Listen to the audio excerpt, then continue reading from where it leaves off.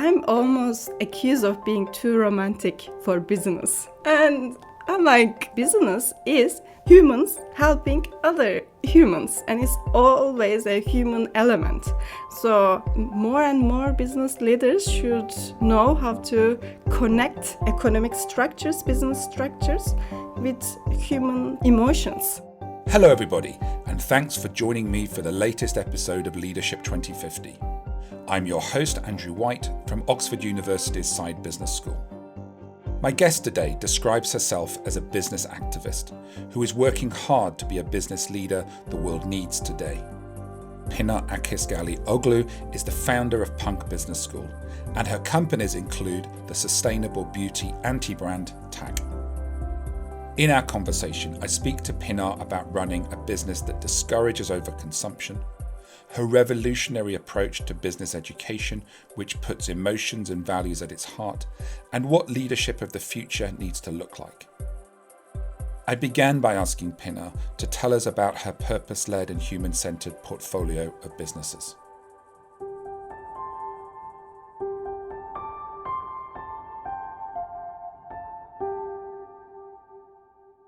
My companies are like in different industries. So I founded two companies. One is in e-commerce space.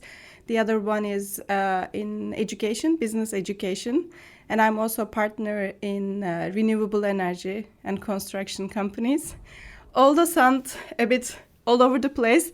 I think they all have one thing in common. They are all serving the purpose of being part of a sustainable business in future. Is there one business that really stands out as, I don't know, the flagship, is the one that is closest to your heart? You know, it's bringing to life the future. Yes, I like to talk about the issues that I'm working on, because in future, I believe we won't group companies as in industries. I believe we will group companies, organization around the pressing topics we are tackling today. Yes. So the topics that I'm most passionate about is overconsumption, non-human businesses leading the business today. So I'm trying to find solutions to them.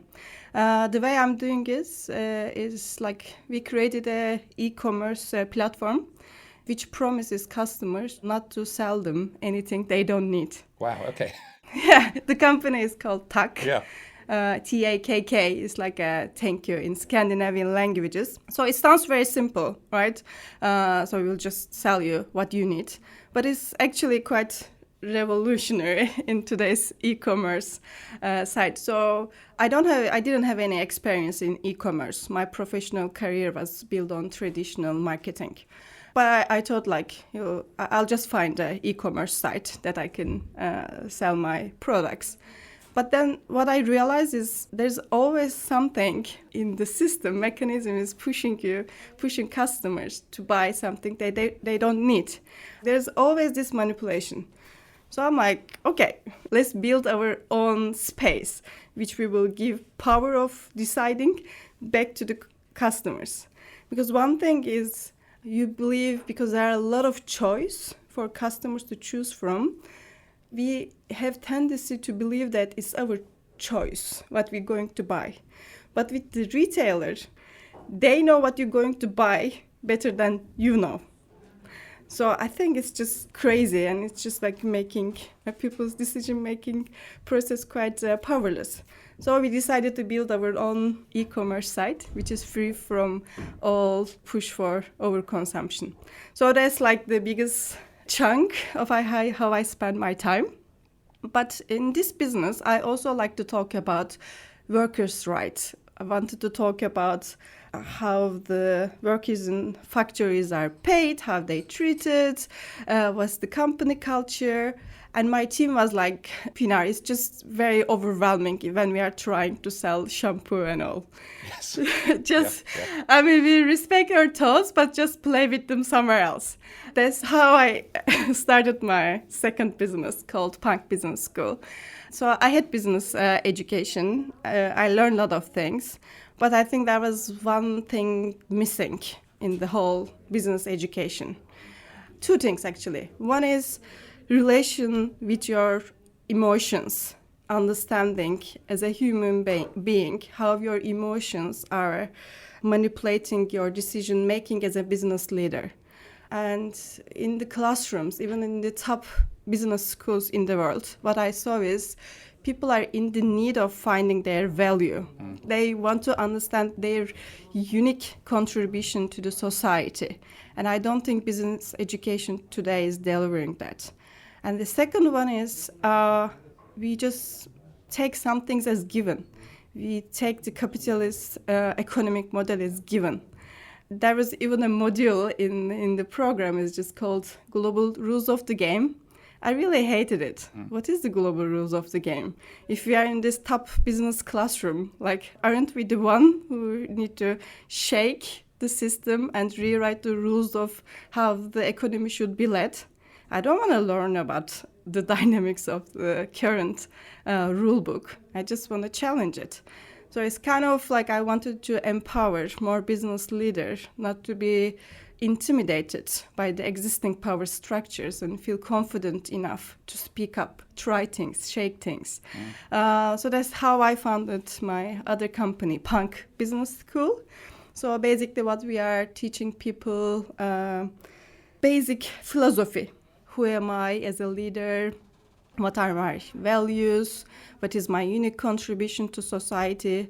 Like, how can I be happy in a business environment? So is capitalism given? Can I just live with my values in a corporate environment? So we are kind of exploring these difficult questions. But lately I became a mom, like 17 months ago. And that also like really opened new perspective to life, to business, to leadership as well. I'm now even more interested in opening cross-generational conversations, like bringing more younger people in the business conversations, older people in the business conversations, and make these people talk to each other.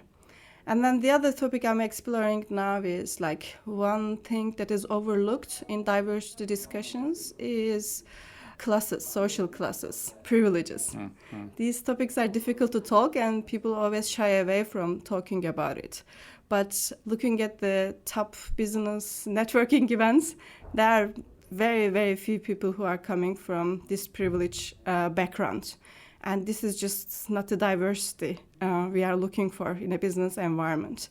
I also by myself, because I was lucky to have access to good education and never felt the need of financial security, I always shied away from having this conversation. I thought like it's not my right to talk because I don't understand the dynamics of having a difficult life.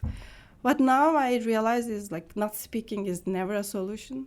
Not having the conversation is not leading us anywhere.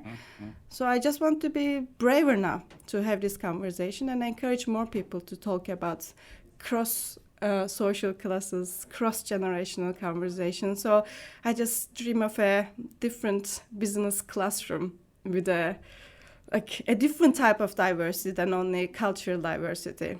It's so interesting. I mean, when you started and you said I'm a business activist, I thought, I wonder what she means by that. I was going to ask, what do you mean by that?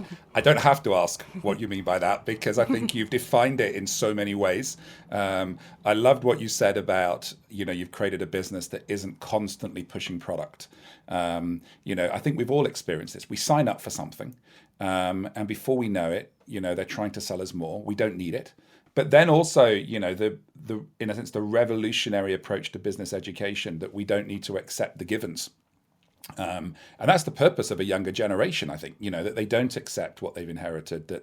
But you've got to find something in yourself, haven't you? As you're saying, that you can't that doesn't just come out of your mind. It comes into out of your heart. And then, then you start to say, well, okay, we're challenging the status quo in so many areas. Now I know what you mean by business activism. So tell me, how did you get here? When you look back over the course of your life, were there certain moments, things that happened to you when you were growing up that kind of, if you drew a line, you would say that was like an inflection point or that was a big learning moment.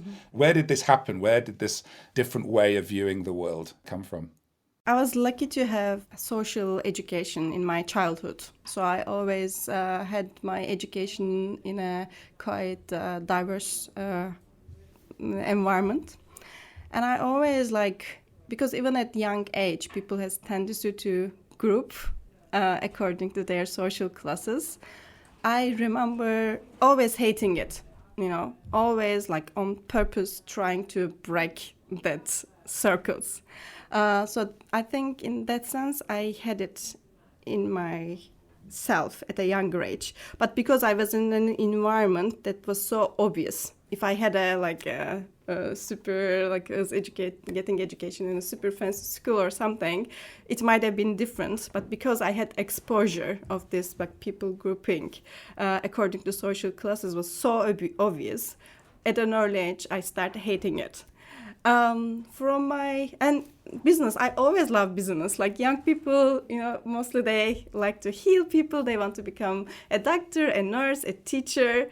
Although it doesn't sound very social, I always like trade. Right. At a younger age, I was selling things. I was collecting coins. I loved money. I loved selling things. So this was just my childhood dream, to trade, to sell things, produce things. Then I started my professional career in an NGO, non-governmental organization. It was a youth organization called ISAC. What we used to do is organizing international internship programs, kind of let young people to discover their potential.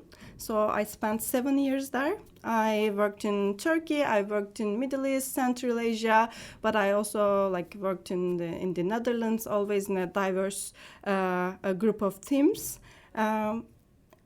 The moment I was living NGO, I loved working for an impact. It feels good. There's a different energy in the teams. But what I realized that we are always dependent on larger corporations financially to support us. So I wanted to understand that world. How does it work? Understand the dynamics of global economy, making money.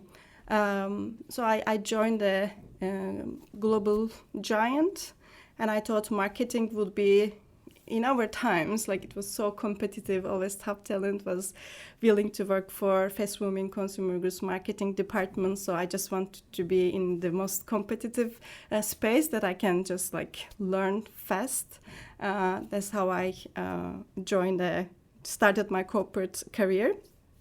And you know how corporate works. They always gives you something to keep going.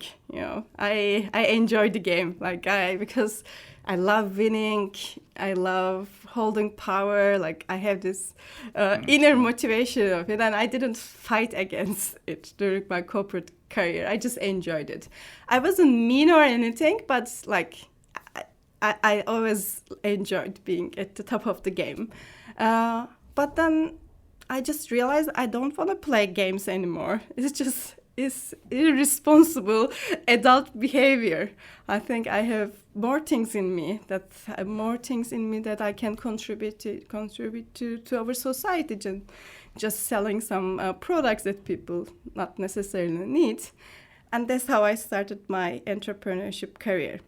Although I now call myself business activist and so passionate to talk about the business I built, but I seriously had a time where my self-confidence was shaken so deeply. Right. Moving from corporate to entrepreneurship at the age of 40, it's just right. It's not an easy decision. It's corporate is, what's expected of you. Of course, there are always surprises and nothing is given, but at least you have a certain level of security. And more importantly, you always kind of have the illusion of progression. You get a bigger role, you get a pay rise, you have something going on. And when you become entrepreneur, it's just nothing. There's no performance evaluation, there's no ranking, there's no top talent pool that you are happy to be in or something. It's just confirming that you are good and doing good. It's just you, isn't it? Yes. It's just you. Yes. Yeah. And I think I was so harsh at evaluating my performance. Where are the results? I got obsessed because I had this result obsession. Okay, I'm working hard and this should be the result. And it took some years for me to realize result obsession in individuals and also at global level, institutional level, is not helping us. Sometimes progression is as much as important as the results themselves. So focus on progression rather than the result. I mean, coming to this mindset took a bit of time. I had to unlearn a lot of things I learned in corporates. But yeah, I mean, lately I've been feeling a bit more comfortable in entrepreneurship shoes. Yeah. I mean, what's interesting for me is what you describe the situation you went through coming out of a big corporate into your own organization and in a sense finding who am I and, reevaluating a lot of things. It sounds very similar to what you're doing in the business school, the one bit of it where it's about I've got to find my own values. I'm not going to be a recipient of the rules of the game. I'm going to be a creator of the rules of the game. And so the two things are just at different stages of life, or perhaps where it may be easier to do it when you're younger, because in a sense, you've not got all of that structure. You've not got all of that status, and you're not in that world, which when you jump out, when you're younger, you're perhaps a bit more naive. When you don't rely on all those structures of the companies provide for you. And you are also not much invested in it when Exactly. you are younger. Yeah. I mean, I worked very hard for my corporate career, and it's just like getting out of it is just like what happens to all my investment, time investment. But yeah, it helps in longer term. Yeah. So now you're here where you are now. You've got the business tack. You've got the business school punk that you're working on. Mm-hmm. Talk to me a little bit more about tack. What would be the experience, the type of products that are on there? Currently, what we do is we sell essential personal care products. We started with personal care because we felt cosmetics, beauty care industry is one of the industries that are like really stimulating overconsumption a lot. So we found it as the best starting point. But in future, we want to cover all fast-moving consumer goods except food, which we believe should be sourced locally. So we have collection of products which are produced in a most ethical way we could think of. Like with the people, like our team is coming from large corporations. So knowing the industry realities, we care about the most important things we believe while producing the products. So instead of like having a fancy ingredient that is easy to market, we care about finding the right production plant, which is respectful to its workers. So like our biggest producer, for example, it's owned by its own workers. So whatever revenue they make, profit they make, they share within each other. We just find it so fascinating that we found a way to work with them. So we're kind of like always exploring people who are doing good in our industry and bringing our global perspective and knowledge of the industry to make them work. We are also exploring opportunities in eliminating water waste, eliminating plastic packaging, also finding way to upcycle our packaging.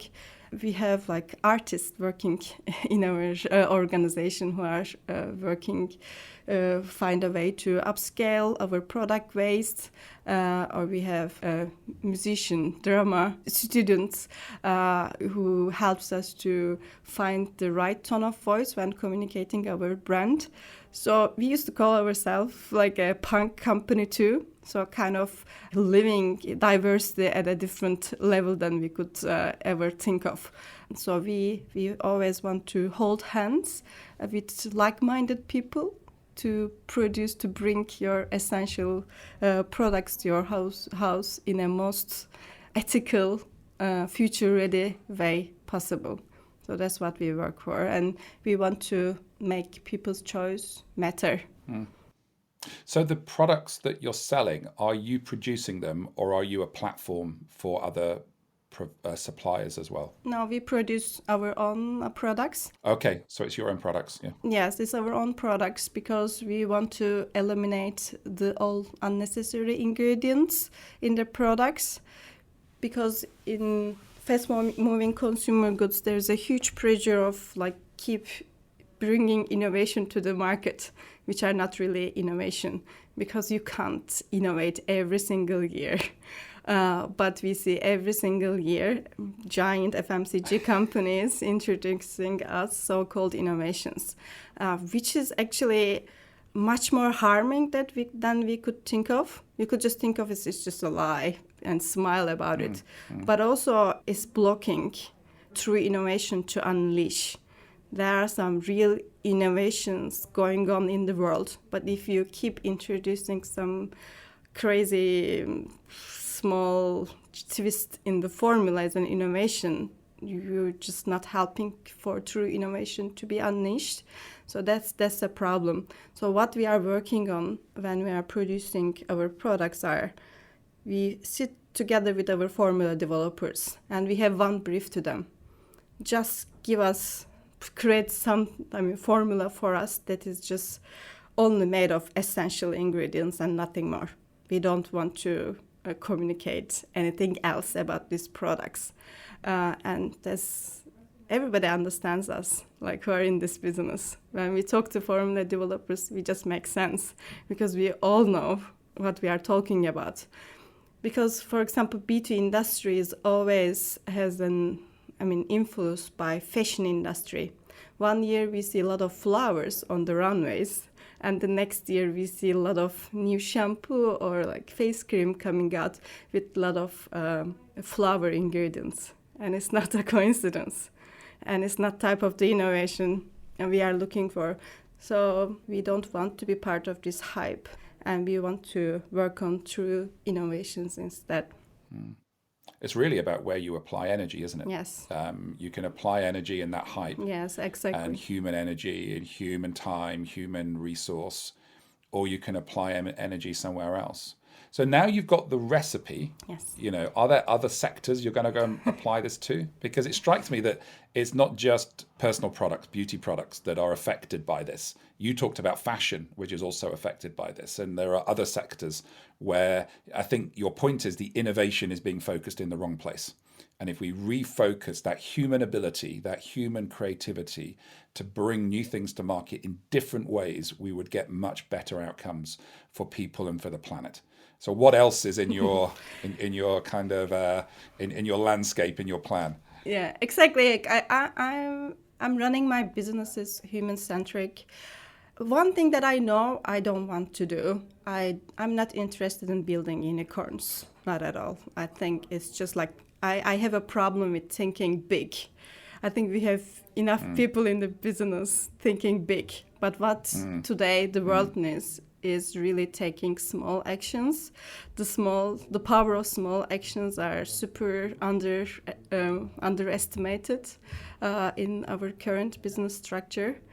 And in an entrepreneurship, because the impact is hard to measure. You just measure the value, financial value you created. And don't take me wrong, I love money. I think it's a great enabler. I respect money. But there are companies that are unicorns by just making us believe that our eyebrows need a super scientific care. If they are unicorns, I'm not interested in building unicorns at all. So my approach is this. I want to bring talented people, responsible people together and see what we can do together, all together. So that's my approach to business. So we opened a position at TAC, and we had a lot of amazing people applied. And some of them was just not fit for the job, but they were too good to let go. So I'm like, okay. Right, okay. Okay, let's discuss what we can do together. What is your passion? What you can bring on the table? What I can bring on the table? What are the issues, pressing issues we would like to address? Let's do something about it. And it's not necessarily need to be big. It's just like small actions. And I think we need more and more people needing small, bringing some small solutions to the big problems, because the pressing issues, climate emergency, deepening social injustice, inequalities, these are complex issues. We need to embrace this complexity and and like we should have an intelligence approach. Just thinking big is just, I think, super, egoistic approach to the solution. We need more hands in finding the solution. So I just want to be an example of a business person who's not only motivated by building giant company, but rather rather just providing the platform infrastructure for talented people to strive. Yeah, no, I can hear what you're saying. In a sense, it's not about, there's an old model, which is, well, we've got this product, we then do this product, we then do this product. And then we go to the market, we do an IPO, then we become a unicorn, and then we create a big reputation around it. And we don't need to put any names on that. We all know who we're talking about. What I hear you're saying is actually what I'm here to do is enable people. Well, what I hear you doing is putting into practice the business school, find your values, challenge the rules of the game, and then we'll help you kind of bring that to life. Yes. So there's something wonderfully organic about that. There's wonderfully evolutionary about that. Yeah, so I also share a lot of my ideas with other people, like when I see a talented people, like I get so excited. I'm like, I have I don't know, hundreds of ideas. If you ask me, my business plan is just really too complex. I have a lot of them, and I keep sharing with people. And my husband, who's a medical surgeon, has nothing to do with business, sometimes hear me talking. And he's like, why do you just share your ideas? You can just do yourself. I'm like, I just want somebody to do this, I'm more passionate about these things coming to life rather than me championing this change, because change is never about individual. That we have brand names, like they're the symbol of a change or something, but it's always a collective action. It's just like, I'm happy to be part of the right side of the economic history rather than on the wrong side. Yeah. So there's something deeply about the future that you're embodying here, and I think listeners will really hear that. I think so many people. This is a kind of world that many of us want to be in. There's also, I'm going to use a word, and I'm not going to define it in any way, but I'm going to kind of almost give it to you and say, does this mean anything to you? So there's almost a spirituality in what you're doing. I don't know if that makes sense to you. There's a collapsing of dualities. There's compassion. There's something about love and about people's potential in here. I come at this from a very non-dogmatic, so I want to almost throw the word over to you, and then you define it in your way in terms of how it makes sense to you in your journey. Yes, I'm laughing at it because I'm almost accused of being too romantic for business. Right. At business school, sometimes I share my ideas and people are like, oh, Pinar, you're going to be hurt so much.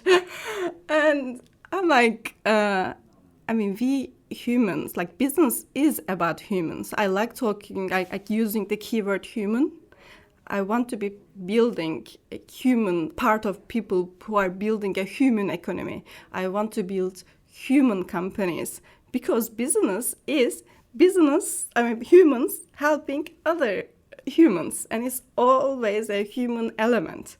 And as far as I know, we have a lot of emotions as human beings.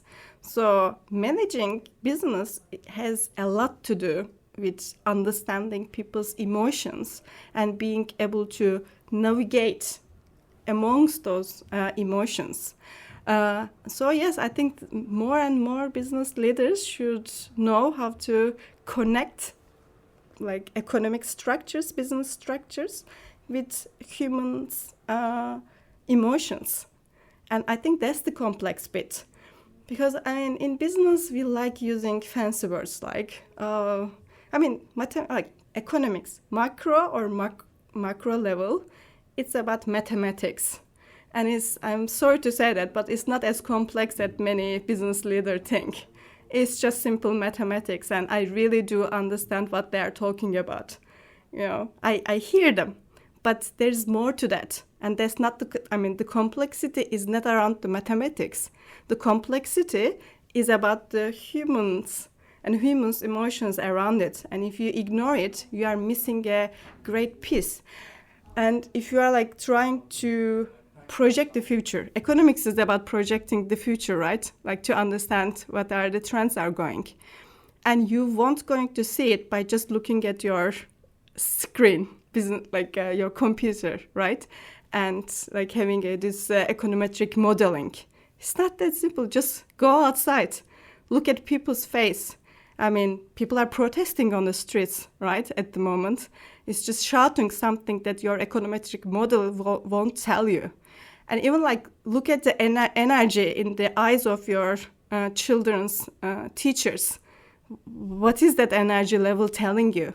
These things has a lot to do with economics, and these are interlinked, and that makes it complex. And we need to embrace this complexity. It's just sometimes because it's too complex, many business leader is just like shy away from it because it's just too much. And then let's go to our economic model. Show me in your PowerPoint how you project future. We don't use any like PowerPoint or anything in our conversation in our companies. Let's just talk. It just makes it more sense, and it just makes it super efficient and makes it more human. Yeah. And trust me, like there are more people like me, and we do understand how business dynamic works. It's just not we are out of this world or too romantic too naive to understand how the world runs. Exactly. Yeah. I mean, what I hear you doing, I mean, there's a phrase that comes out of some spiritual traditions, which is the interconnectedness of all things. It's the interconnectedness of all things with a big dollop of compassion. And in a sense, that's what I hear you bringing. Do those words make sense, or do they resonate? Yes, definitely. I like to call myself as a bridge builder. So I think leadership will transform to people who are building the bridges. Because traditional leadership is about like just motivating people and make them follow you. It's just like too boring. I'm sorry, it's not gonna work in future. It's just we need business leaders who has ability to bring like-minded people together and create the right infrastructure to make them work together. I think that's the future of leadership, and it is exactly you say it requires more human-centric attitude towards business. Pinar, thank you so much. Not just thank you for your time today. Thank you for what you're doing. Thank you for what you're embodying. Thank you for what you're bringing to the world.